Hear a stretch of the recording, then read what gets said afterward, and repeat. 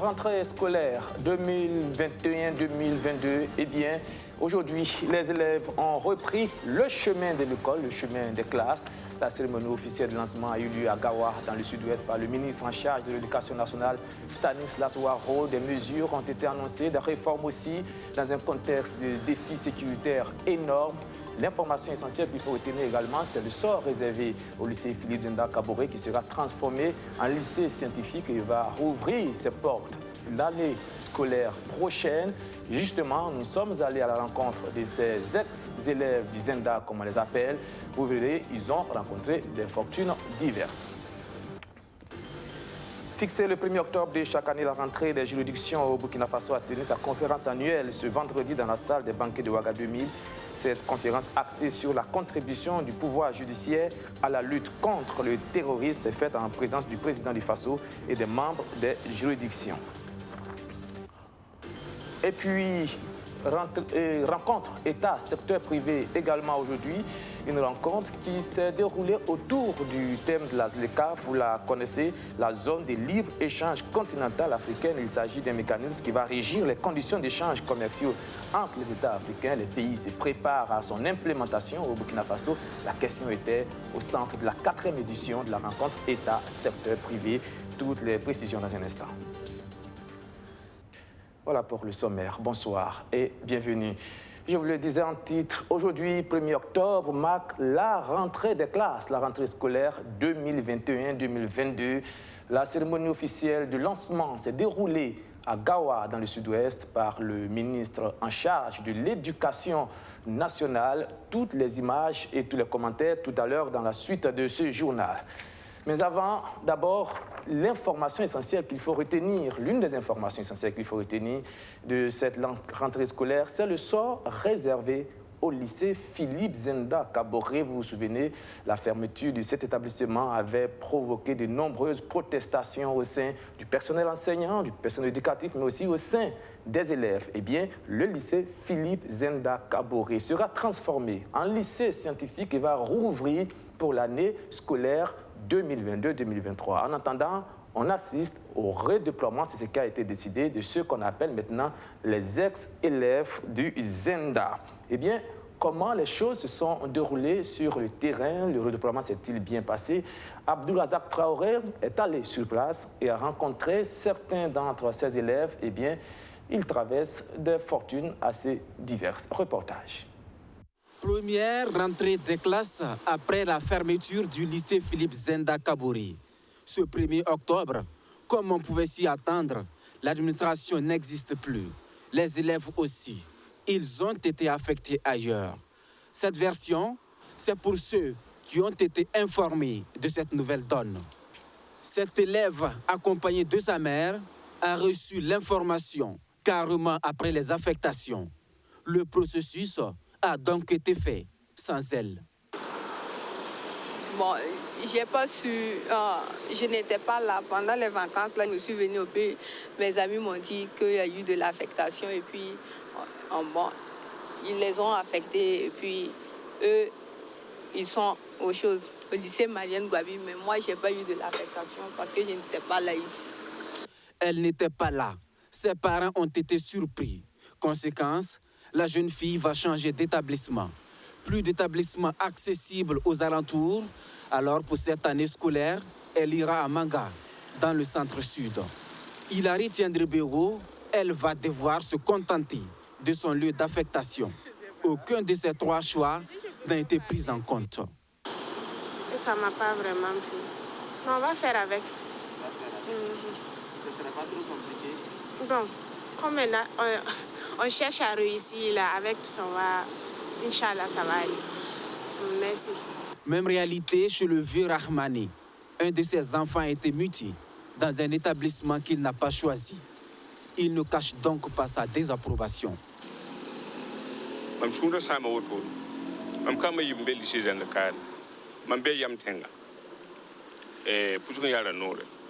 Je suis très déçu par cette affaire de fermeture du lycée Zenda Kaboré.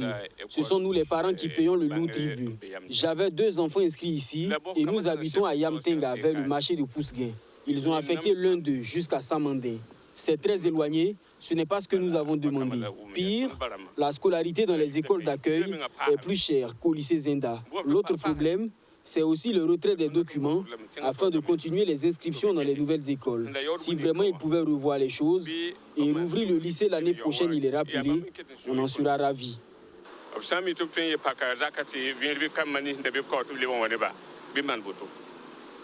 Et justement, le retrait des documents comme les bulletins, les certificats de scolarité constituent la croix et la bannière, car au lycée Philippe Zenda Kabouré ici, il n'y a plus de répondants. Les parents et les élèves vont et reviennent sans succès. Les documents sont pourtant exigés pour la réinscription. En tout cas, c'est la réalité ici, au lycée Bogodougou. Mais en attendant que ces documents soient disponibles, les 67 élèves affectés ici sont les bienvenus. Ils sont situés avec ces affiches. Les classes sont précises et tout va bien, selon le proviseur que nous avons rencontré. Visiblement, il reste encore quelques réglages à faire pour le redéploiement total des anciens élèves du Zenda avant une rentrée scolaire assez normale, à l'instar de tous les élèves du Burkina. Cependant, une fois la rentrée réussie, va se poser l'un des problèmes conjoncturels de l'école burkinabé, notamment la question de l'alimentation des élèves. Et c'est là que les cantines scolaires jouent un rôle assez prépondérant. Et pourtant, leur approvisionnement est parfois problématique. Une situation de pénurie que veut absolument éviter la mairie de Ouagadougou dans les écoles de la capitale. Eh bien, c'est tout le sens de cette réunion entre Armand Béouindé et les responsables de gestion des cantines scolaires. Amadou Diko, Arsène Konditamde. Approvisionner en quantité et en qualité les cantines scolaires en matière de vivres, c'est l'objectif de ce cadre d'échange entre acteurs de la gestion des cantines scolaires de la ville de Ouagadougou. À travers cette tribune, les participants tentent d'identifier les difficultés auxquelles sont confrontées les cantines et proposent des solutions durables avant la reprise de l'école. Ce que nous espérons, c'est pouvoir trouver des solutions endogènes. Il ne faut pas toujours attendre des solutions qui vont venir de l'extérieur, mais il faut qu'on trouve des solutions locales qui vont nous permettre, en flux continu, en circuit court, d'avoir l'approvisionnement de nos cantines sur toute l'année. Et je pense qu'il y a des possibilités.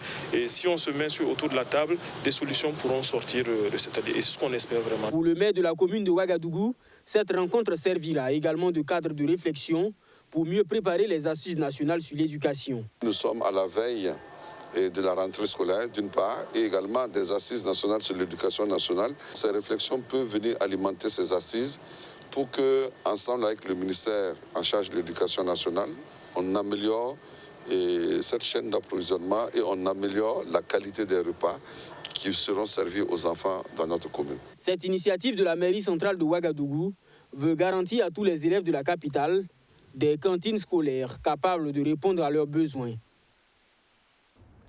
Je vous le disais à l'entame de ce journal, pour certains, les tout-petits notamment, ça sera la première expérience scolaire. Pour d'autres, par contre, c'est tout simplement leur retour sur le chemin de l'école. Vous l'aurez bien compris, ce 1er octobre, c'est la rentrée scolaire sur toute l'étendue du territoire national. Enfin, là où c'est encore possible, vous le savez, plus de 2000 écoles sont fermées pour raison d'insécurité due au terrorisme. Dans la région du sud-ouest, on parle d'une vingtaine d'écoles concernées par ces fermetures forcées.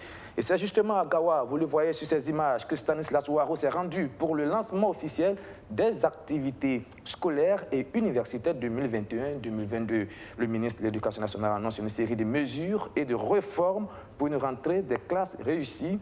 Dans les écoles qui ont rouvert, l'ambiance était plutôt assez joyeuse, avec un parfum de retrouvailles entre élèves après plusieurs mois de vacances. Je vous propose d'écouter tour à tour les élèves et le ministre en charge de l'Éducation nationale. Aujourd'hui, c'est la rentrée. Je suis contente de revoir mes amis parce que c'était les vacances. Pendant les vacances, et on ne se revoyait pas avec mes amis. Je ne me sentais pas à l'aise, quoi.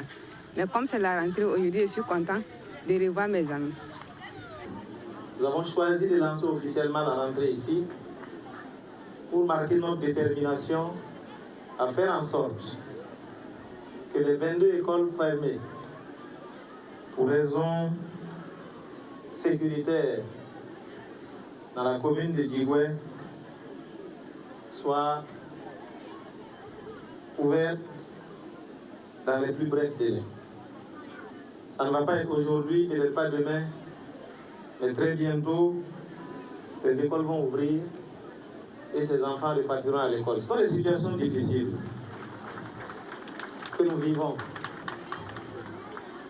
Mais notre détermination à aller de l'avant permettra à ce que tout le monde puisse reprendre. Et soyez rassurés, le gouvernement travaille donc sur cette question. Et au regard de la situation sensible, je ne vais plus dire plus. Malheureusement, effectivement, nous enregistrons cette année 8 régions qui connaissent des fermetures d'écoles en lien avec la crise sécuritaire. Mais vous savez, la région du Centre-Sud avait été aussi une région qui avait connu ces situations. Et aujourd'hui, dans cette région, tout a repris, tout se passe bien. Ce qui traduit la possibilité et l'espoir que nous avons ensemble de faire en sorte que très bientôt tout puisse revenir à la normale dans toutes les régions de notre pays, en particulier dans la région du Sud-Ouest. Chaque rentrée scolaire et universitaire nous offre l'occasion, acteurs et partenaires du système éducatif, ainsi qu'à toute la communauté éducative, de jeter un regard rétrospectif sur l'année scolaire et universitaire écoulée et de partager ensemble nos préoccupations, les préoccupations du monde éducatif, les défis et les perspectives de la nouvelle année qui s'annonce. Ce thème nous invite tous à nous engager, à nouveau et à poursuivre nos efforts dans la quête d'une meilleure gouvernance de notre système éducatif en termes de rationalisation de la gestion du personnel, d'équité dans l'allocation des ressources et de recherche permanente de qualité. Toutes choses qui vont consolider la performance et la résilience de notre système éducatif. C'est l'occasion, une fois de plus, pour nous de renouveler nos encouragements, ainsi que ceux de l'ensemble du gouvernement au personnel du système éducatif, en poste dans les zones à fort défi sécuritaire. Nous les rassurons du soutien indéfectible, une fois de plus, de l'État dans l'accomplissement de sa noble mission de défendre, vaille que vaille, l'intégrité physique des personnes et la souveraineté de notre pays, le Burkina Faso. Dans un tout autre registre, et nous passons des salles de classe aux salles d'audience, des écoles aux tribunaux. Ce 1er octobre s'est également déroulé la rentrée judiciaire 2021-2022. Tous les acteurs de la famille judiciaire burkinabé se sont retrouvés pour l'occasion à la salle des banquets de Ouagadougou, un exercice dont la solennité a été marquée comme d'habitude par la présence du président du Faso. Et dans un contexte sécuritaire assez volatile, les échanges ont été centrés sur la contribution du pouvoir judiciaire à la lutte contre le terrorisme. Cher Léo Kourou, Arsène Konditambe. C'est une rentrée judiciaire placée sous le sceau de la lutte contre le terrorisme. Depuis 2015, le Burkina Faso est confronté aux affres des violences terroristes. Tueries de masse, enlèvements, viols, déplacements de population, attaques contre les institutions de la République.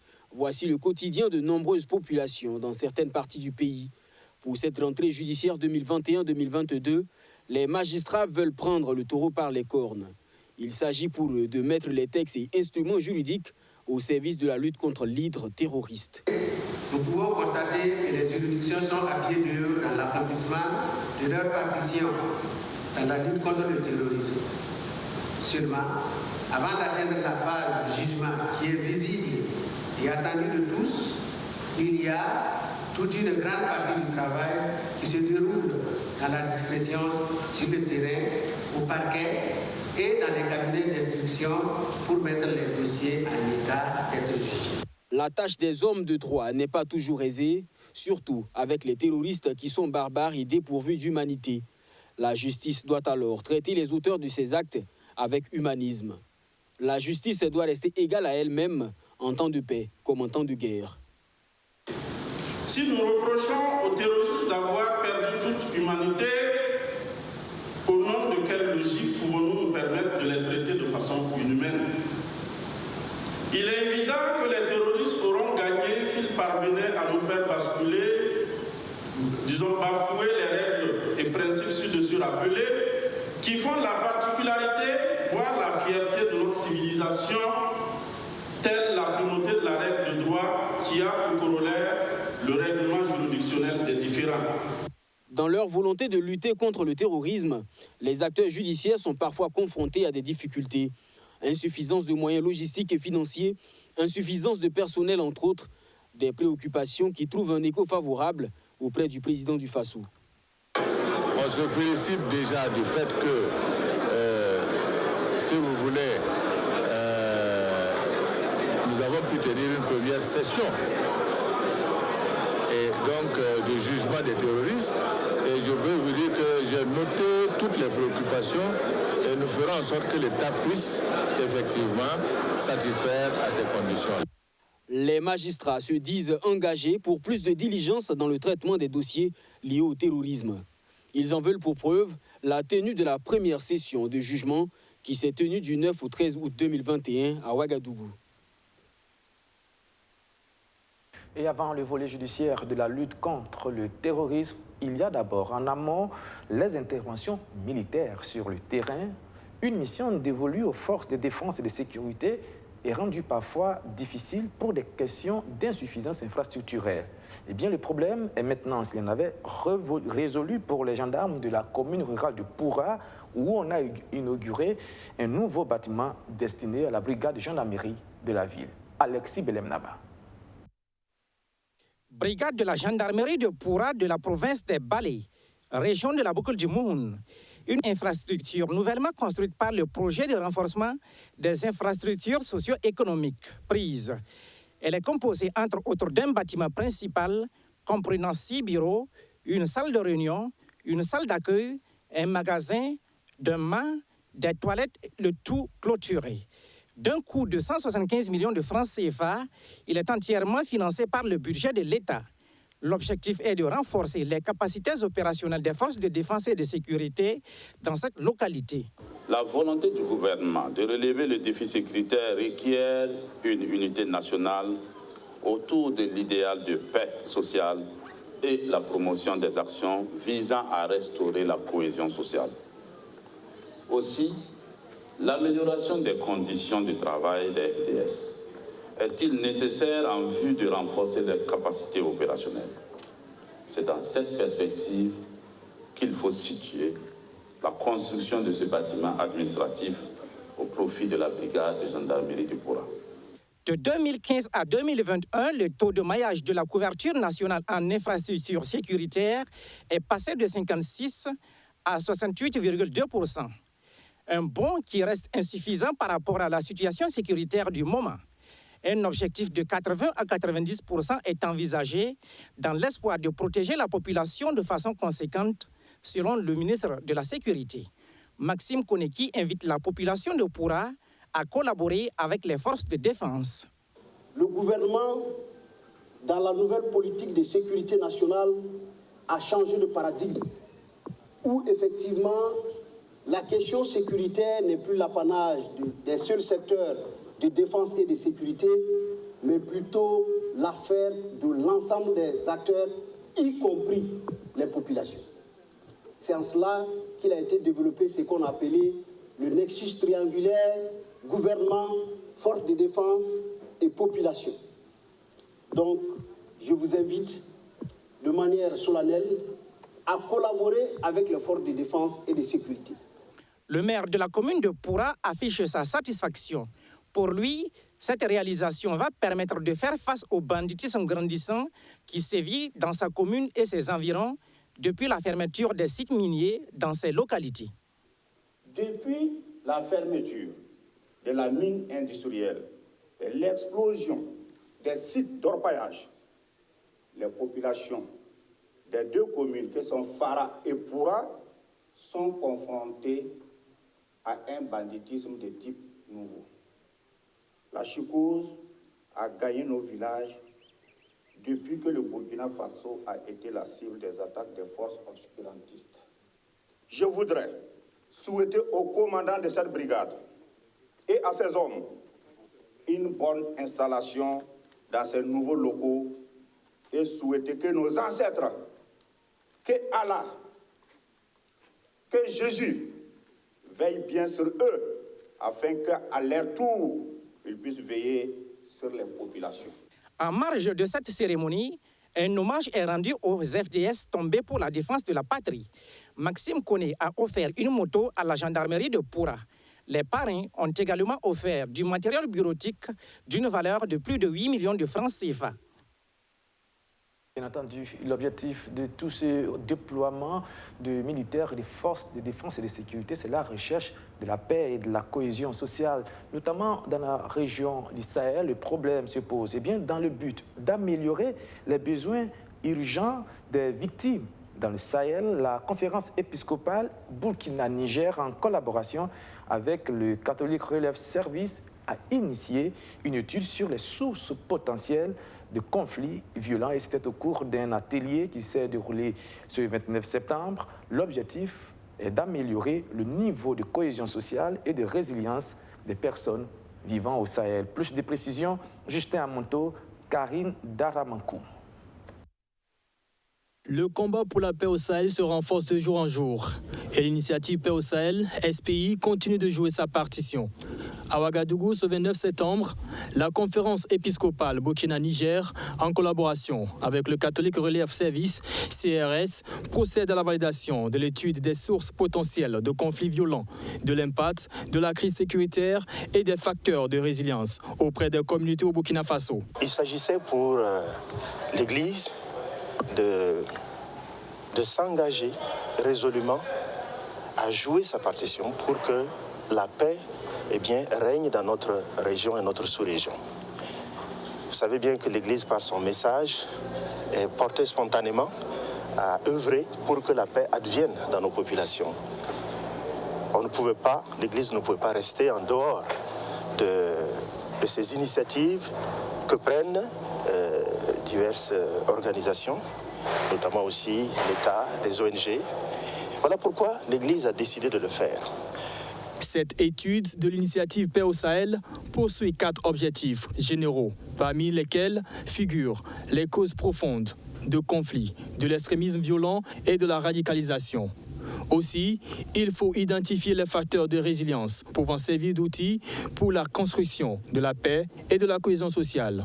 Il faut des dialogues, un dialogue qui inclut toute la population de toutes les couches, afin que, en fait, comme Monseigneur vient de le dire, les sources de conflits soient résolues. Il y a besoin d'une réconciliation, mais surtout d'un dialogue qui permet de résoudre toutes ces causes de conflits. Lancée en novembre 2019, l'initiative Paix au Sahel a pour objectif de permettre à cette population du Sahel de connaître un niveau élevé de cohésion sociale et de résilience. Venons-en maintenant à ce sujet d'économie. La ZLECAf, vous la connaissez peut-être, c'est la zone de libre-échange continentale africaine. Il s'agit du mécanisme qui régit désormais les conditions d'échange commerciaux entre les États africains. Chaque pays du continent s'adapte à son implémentation. Au Burkina Faso, on y travaille pour permettre à l'économie d'en tirer tous les bénéfices possibles. Le sujet était d'ailleurs au centre des débats de la 4e édition de la rencontre État-secteur privé qui s'est ouverte ce vendredi à Bobo-Dioulasso. Majid Bakouan, reportage. Bobo-Dioulasso, capitale économique, centre d'intérêt pendant 48 heures pour les acteurs du monde des affaires. Véritable cadre d'échange, cette rencontre nationale État-secteur privé permet de discuter des défis à relever pour redynamiser le secteur privé. Pour cette 4e édition, la réflexion est menée sur les défis et opportunités de la ZLECAf, la zone de libre-échange continentale africaine, pour la transformation structurelle de l'économie burkinabé. Nous pensons que cette 4e édition aborde un thème important, qui est la zone de libre-échange continentale, parce qu'aujourd'hui, nous rentrons dans un vaste marché, mais il ne suffit pas de dire que nous avons des opportunités si nous n'arrivons pas avec des entreprises compétitives qui sont à même donc d'apporter des réponses et des produits de qualité pour tout le monde. Je pense aujourd'hui qu'avec le secteur privé, dont l'importance a été réaffirmée parmi les 10 chantiers du chef de l'État, qui précise donc au 8e chantier qu'il faut dynamiser, rendre beaucoup plus compétitif le secteur privé, qu'il joue son rôle dans l'économie. Avec ce secteur privé-là, il est bon qu'on renforce le dialogue, prendre en compte ses différentes préoccupations, prendre en compte ses idées, ses solutions, parce que figurez-vous, le secteur privé ne vient pas, à travers ses fêtières, uniquement poser des problèmes, mais aussi dire au gouvernement que par rapport à tel point ou tel autre point, nous avons des réponses et nous sommes disponibles pour accompagner, pour mettre en œuvre donc le PNDS 2. Le thème de la présente édition révèle d'un grand intérêt pour les acteurs du monde des affaires. Toutefois, Ils invitent le gouvernement à réunir les conditions nécessaires afin de permettre au secteur privé d'en tirer profit. J'ai bon espoir que nos échanges au cours de cette session permettront de dégager des actions fortes et structurelles en réponse aux préoccupations légitimes pendant des acteurs privés. Ces préoccupations portent essentiellement sur les opportunités et menaces potentielles dans la ZDK, la transformation structurelle, les défis majeurs avec profiter des opportunités offertes dans la ZDK et le rôle de cette ZDK pour accélérer cette transformation structurelle. Excellence, Monsieur le ministre, la mise en œuvre diligente des recommandations et engagements pour accompagner le développement des entreprises reste une préoccupation pour le secteur privé. L'état de mise en œuvre des recommandations de l'édition 2020 de la rencontre nationale État-secteur privé a été présenté par le ministère de l'Industrie, du Commerce et de l'Artisanat. Cette rencontre nationale intervient après celle tenue dans les 13 régions du Burkina Faso. Un film synthèse de ces rencontres régionales a été diffusé au cours de ces échanges. Cette rencontre État-secteur privé est aussi ponctuée par des expositions de produits locaux. Ce chiffre à présent, on estime à près d'1 million le nombre de personnes âgées vivant au Burkina Faso, les personnes du 3e âge, dont on célèbre la journée internationale tous les 1er octobre, c'est-à-dire aujourd'hui même, une journée célébrée au Burkina Faso avec un accent mis sur la médecine qui s'occupe de ces personnes, la gériatrie. Il n'existe qu'un seul spécialiste au CHU Bogodogo, mais il exerce jusque-là à titre bénévole, faute de services. Gros plan sur cette science au Burkina Faso. C'est signé Roméo Koïta, Karine Daramakou. À plus de 64 ans, Kader Kaboré est une personne du 3e âge. Mais à l'apparence, ce n'est pas l'impression qu'il donne. Chaque matin, il enfourche sa moto et se rend à son atelier de couture. Le métier du couturier, il a embrassé pour l'amour de la sape. Depuis lors, l'histoire dure 38 ans. Kader refuse à cet âge de dépendre de ses enfants et continue de se battre au quotidien. Au regard de leur importance dans la société, ces personnes ont acquis la reconnaissance internationale depuis 1990. Et depuis lors, chaque 1er octobre, ils sont célébrés dans le monde entier. C'est la journée internationale des personnes âgées. Demain, samedi, j'ai 64 ans. Quand tu vois quelqu'un qui dit qu'il est âgé, c'est dans le cerveau. Voilà. Si tu dis que tu es trop vieux, tu vas devenir fainéant. Un homme, il faut prendre le courage. On ne souhaite pas dire que c'est les maladies qui peuvent rendre quelqu'un, tu peux devenir âgé. Sinon, ce n'est pas possible. Quant à moi, si tu n'atteins pas 70 ans, 70 et quelques, tu n'es pas vieux chez moi. 60 et quelques, ce n'est pas vieux. Au Burkina Faso, les personnes comme Kader Kaboré, ayant 60 ans et plus, sont estimées à environ 1 million, soit un peu plus de 5% de la population résidente, selon les résultats préliminaires du recensement général de la population et de l'habitat de 2019. Mais en matière de prise en charge sanitaire de ces personnes âgées, le Burkina Faso accuse un retard. Le pays ne dispose pas encore de services de gériatrie fonctionnels dans les hôpitaux publics. Docteur Louis-Sylvain Ouedraogo est gériatre. On pourrait dire en d'autres termes, médecin pour personnes âgées. Il est pour l'instant le seul dont disposent les centres de santé publics. N'ayant pas de locaux à proprement dit, il est logé au service de rhumatologie du centre hospitalier universitaire Bogodogo. Dans tous les CHU du Burkina Faso, il n'existe pas encore de service de gériatrie, pour la simple raison qu'il n'y avait pas de gériatre depuis de nombreuses années. Je suis le seul médecin gériatre actuellement au Burkina Faso. Il y en a d'autres qui sont en cours de spécialisation qui vont arriver bientôt, mais pour le moment je suis seul, donc il n'y a pas de service de gériatrie. Il y a un centre de gériatrie qui est en cours de construction par le ministère de la Santé en collaboration avec la Carrefour, mais qui n'est pas encore fonctionnel. Les personnes désirant avoir des services en gériatrie doivent donc s'orienter vers les centres de santé privés. Si jusqu'à présent le pays ne dispose pas de services de gériatrie fonctionnels, c'est parce que l'État a dirigé ses efforts vers d'autres secteurs jugés plus urgents, tels que la santé de la mère et de l'enfant. Mais il faudra anticiper pour éviter d'être surpris, selon ce spécialiste. Le problème, c'est qu'il va falloir forcément faire de l'anticipation Parce que ce qu'on oublie, c'est que la proportion des personnes âgées va augmenter, elle va augmenter très vite. Elle va augmenter plus vite que l'on ne forme de gériatres, qu'on ne forme de personnel spécialisé dans la personne âgée. Donc si on tarde trop, parce qu'on a d'autres priorités ailleurs, on risque de se retrouver dans une situation où on sera complètement dépassé. Et c'est ce qui arrive actuellement aux pays les plus développés, que ce soit la Chine, la France, les États-Unis. Ils sont en demande de gériatres à ne pas savoir quoi faire.